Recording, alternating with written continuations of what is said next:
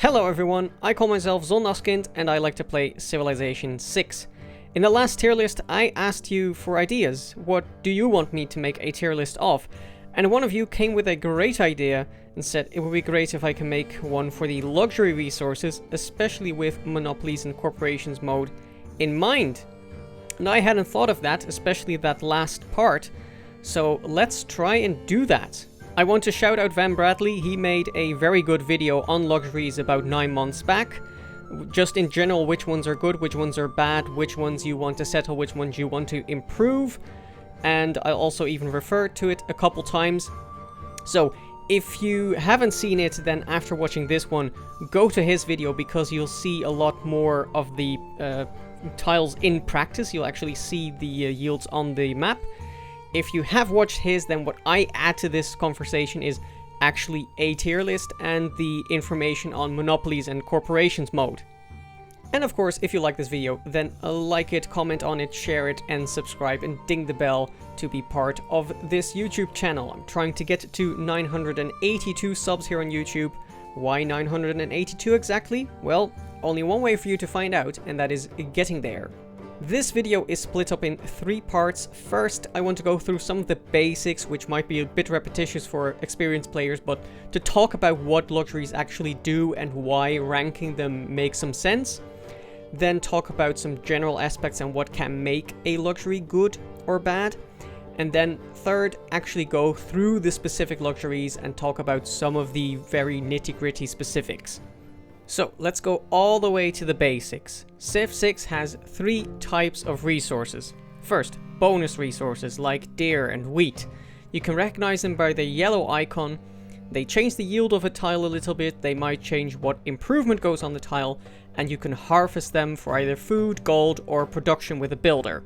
Luxury resources like furs and Mercury have a purple icon. They generally have a stronger yield than a bonus resource, and the first copy you possess gives an amenity to a maximum of 4 cities. Amenities, together with food and housing, are part of the growth cycle of your population. Then, any access copy you can trade away to the AI so that they also get the benefit of the amenities, and they give you gold for it. Lastly, the red icons is for strategic resources like oil or niter. These are important because they are required to make certain units like swordsmen or cavalry, and they are made visible as you progress through the tech tree. Okay, so all of these resources give yields, all of them can be improved. What makes luxuries stand out, and why am I making a tier list of luxuries and not of bonus or strategic resources? First, like bonus resources but unlike strategics, you can see luxury resources when you open up the map. They are immediately visible. And while you might need iron for what you're doing, that's more of an on-off switch. Either you need iron and if you don't have it you reroll, or you don't.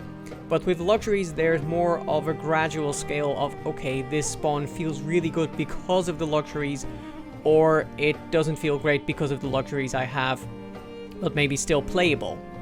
On the other hand, like strategic resources and unlike bonus resources, luxury resources cannot be removed by build charges or by volcanic eruptions. Under most circumstances you are, as Van Bradley put it rightly, locked into them.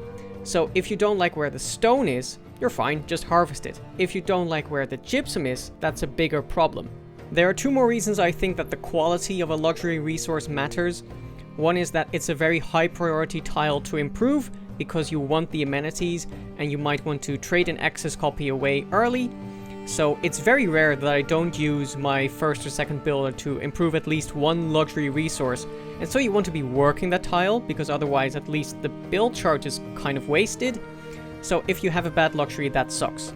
The other thing is that they are to an extent mutually exclusive. Every continent in Civ 6 only has 4 types of luxuries. So if you're on a continent and you see stone and wheat and deer and maize, there's no reason that there can't be rice on the next tile. But if you see, let's say, gypsum, mercury, jade, and marble, then there can't be ivory or wine on that same continent. So we have the basics covered. Let's look at why some luxuries are better than others. So this is the template I made to compare the luxuries. Luxury itself goes in the top left, and at the top we have the tile yield. What does this resource change the tile yield by? Now, funnily enough, this is actually probably the least important part of the entire equation. For example, when Van Bradley compared salt to furs in his video, he literally said that furs give more than salt. I know that he realizes that's not how it works, but literally speaking, salt and furs actually give the same. They both give 1 food, 1 gold. That's why I say that the actual tile yield is probably the least important. It might matter a little bit when we talk about the industry bonus, which only counts in monopolies and corporations mode, but sometimes the industry bonus, for example, will have to do with gold, and the luxury resource itself also gives gold. That's a nice synergy. So that might sometimes change it by a tier, but not hugely. In the bottom left comes the most important part in my opinion, terrain. Every resource, including luxuries, can only spawn on certain terrain types and in certain features, and this influences massively the yield that the actual tile will have. To call back to Van Bradley's example, salt and furs don't give a different yield, but because they spawn on different tiles, furs are indeed, in general, better than salt. And this is what Van Bradley was talking about. He was just taking the two things as a whole. I'm kind of splitting them apart. And then terrain is what actually decides that those wooded hills with furs on them are better than the naked plains with the salt on them. So hills are better because they have an extra production over the plain counterpart. I would say that desert and tundra are a negative because they have fewer yields, and so that means that the average tile with that resource is worse than if it just spawned on grasslands and plains. You could argue that it's a positive because it means that it's more of an all-round resource. It spawns on more different locations. I'm just looking here at kind of the average tile yield rather than how many copies could in theory spawn. But most importantly, I really rate it when a luxury can spawn in vegetation, because it gives you just a load of flexibility. If I care about production fast, I can chop the woods on a tile which has a luxury resource but also has a feature. If I care about appeal, I can leave the woods on a tile with luxury and woods on it, but I can't add woods to a different tile with a luxury on it. In the bottom right, we have the type of improvement that goes on the luxury resource, and there are 5 that are eligible for luxury resources: camps, fishing boats, mines, plantations, and quarries. If you have multiple luxuries with the same kind of improvement, that might push you towards a certain pantheon: Goddess of the Hunt for the camps, God of the Sea for fishing boats, religious idols for the mines, Goddess of Festivals for the plantations, or even stone circles for the quarries. The quarry stone circles combo is definitely the worst of the 5. Quarries, like mines, give negative appeal, which means they are less interesting in appeal games. Like mines, they give production, but whereas mines already get extra production at apprenticeship, you have to wait until you get to gunpowder to do the same with quarries, and so they are continuously outproduced by mines throughout the tech tree. Also, there are only 2 luxuries even eligible for quarries, so unless you have both of them on your starting continent, I would not recommend taking stone circles, so it's very rare that you get extra yields on your quarries. Being a mining resource is slightly better because the mine is just a better improvement, and there are 6 resources eligible for them, so at least in theory, religious idols is more pickable than stone circles. The big issue is the negative appeal for me. Normally mines are a great improvement, but in the games where you do care about appeal, let's say that's 1/10 of every game, that's still 1 game in 10 where I'm actively hoping I don't get locked in to negative appeal resources. The quality of fishing boat resources just depends wildly on whether you're focusing on naval plays or not. It can go from a 2-1-1 tile you never want to work, to food and production behemoths when you combine it with God of the Sea and you're really leaning into them. So they get neither a penalty or bonus from being a fishing boat resource because they are just so darn situationally awesome or terrible. Camp resources are in theory the best resource to grow your empire on. All luxuries give you the 4 amenities, we established that. Camps also give housing, and if you have 2 or 3 camp luxuries on your continent, I'd say it's usually worth going for Goddess of the Hunt, because it will also give you food and production. So you can grow your empire on camps alone.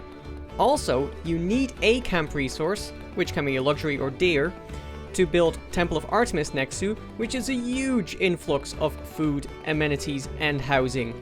So camp resources in theory are the best. Sadly, there are only 4 of them.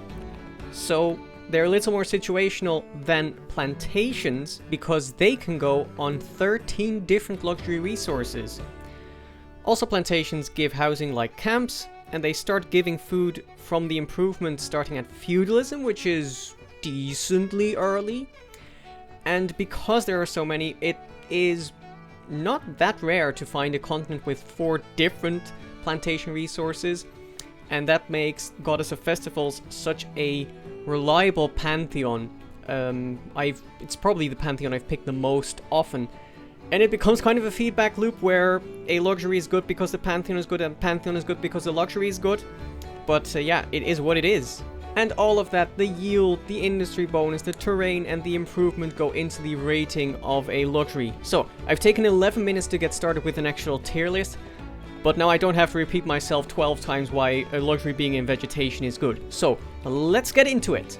We actually have to start with the F tier, because there we have cinnamon, cloves, cosmetics, jeans, perfume, and toys.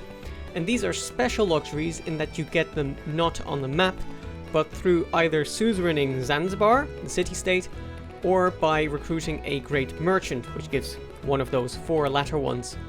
And it feels really counterintuitive to put them into F tier because I'm always really happy to see Zanzibar, and I'm always really happy to get one of those luxury merchants, but that's because you compare Zanzibar to another city-state. You don't compare cinnamon to another luxury. And if you look at what they just do, they give you the amenities, and in the case of cinnamon, cloves, and I believe cosmetics, it's even 6 cities instead of 4 that get an amenity. But you don't have a tile to work, they don't have an improvement, and for most you can't trade away an excess copy either. So they don't do a lot of the things I want a luxury to do. So this F tier is almost like a disqualification in some ways. But yeah, I do think compared to other luxuries, they stack up like this. They are in F tier. The first luxury we examine in detail is also the most complicated one because Amber has 2 different improvements. It can spawn both on land, in which case it is mined, or it can appear in water, in which case you fish for it. Amber on land is pretty good. Being in vegetation, it will always have at least 1 production, and then with the mine you will just add on to that, and a little extra culture is nice.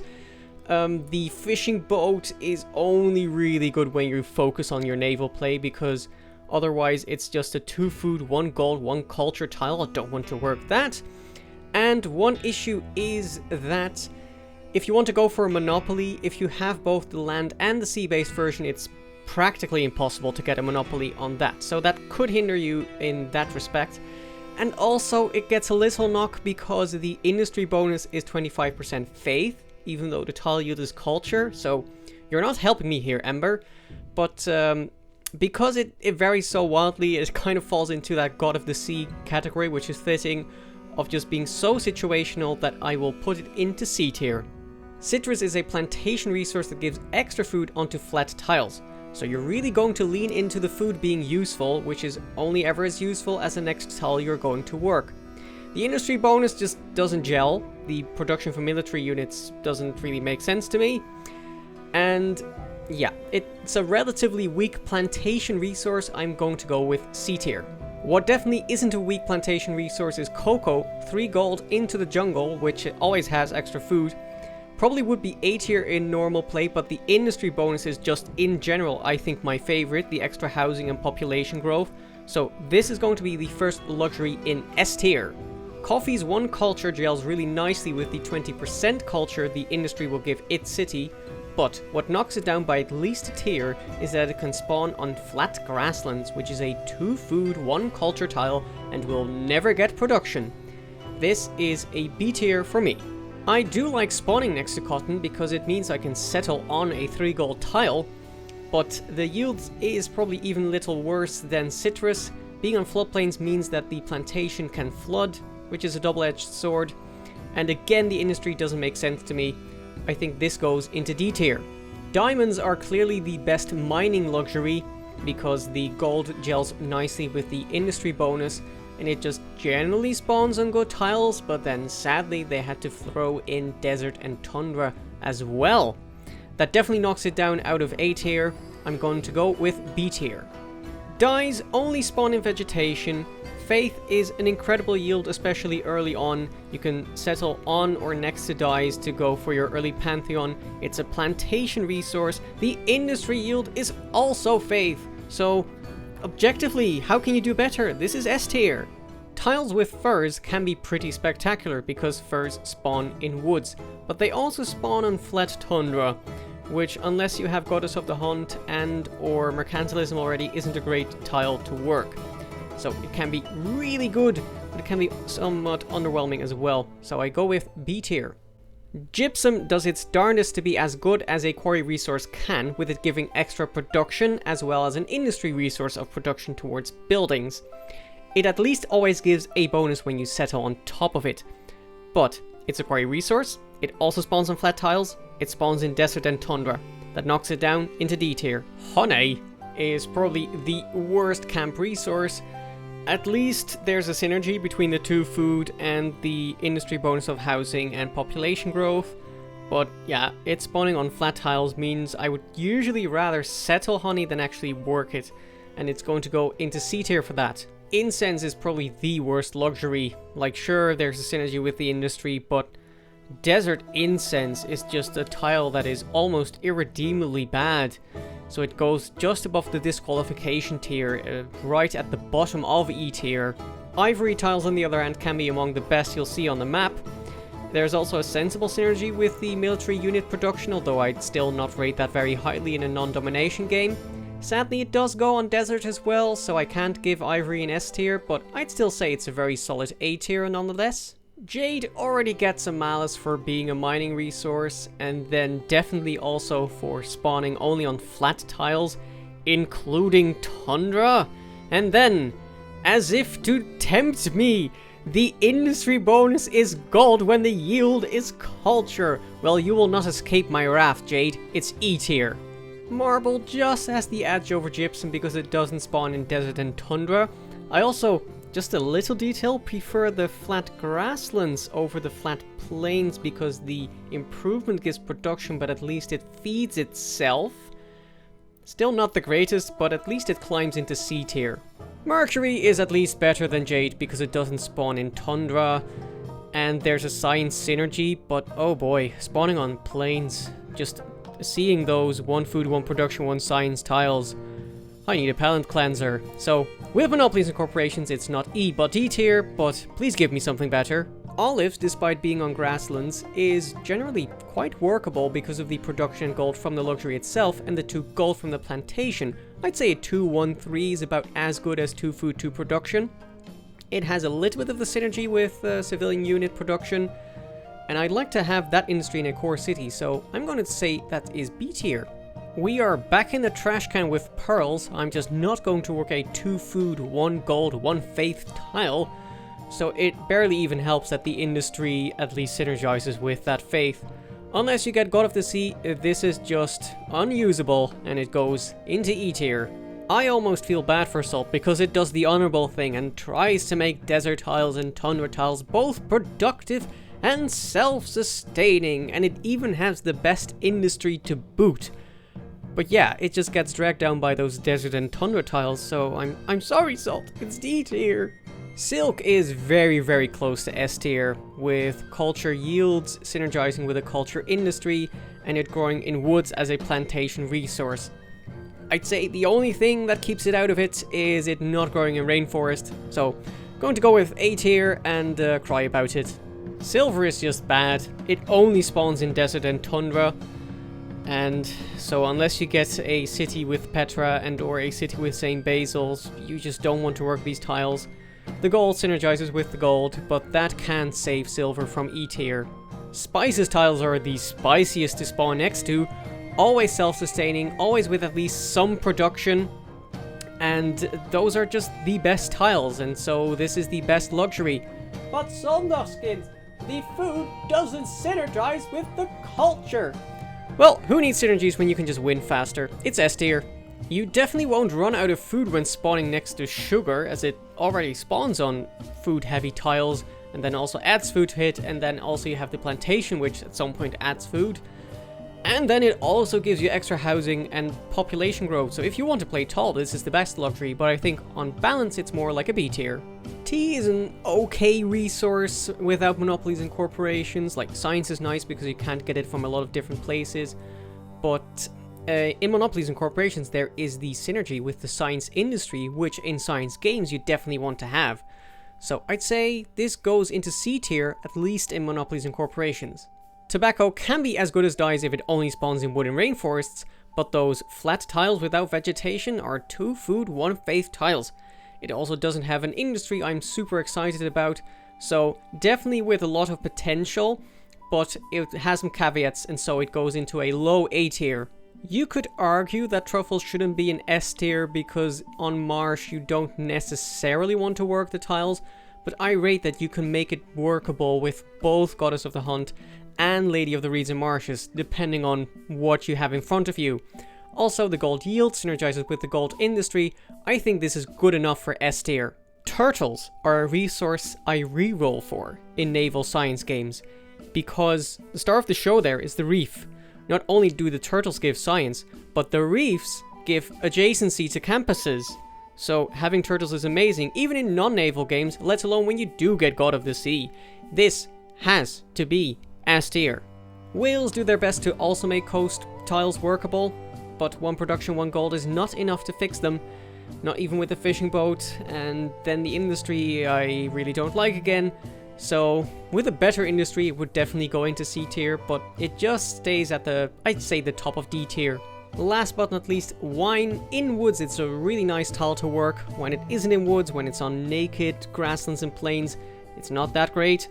Also, I miss the synergy with the industry, but I'd say it still makes it just into A tier off of being a plantation potentially in woods. So there is the entire tier list. The best luxuries you can spawn next to, in my opinion, are cocoa, dye, spices, truffles and turtles, and the worst you can spawn next to are incense, jade, pearls and silver.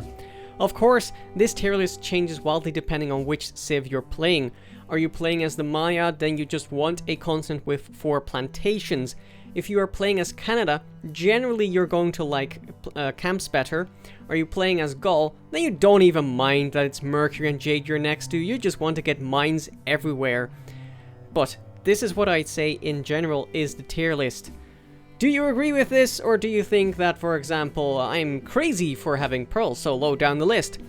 Let me know down in the comments, like this video if you liked it, subscribe, ding the bell if you want to see the next one. Let me know what the next tier list should be about. As you can see, I take viewer suggestions seriously, and in any case, we will see you in the next one. Bye bye!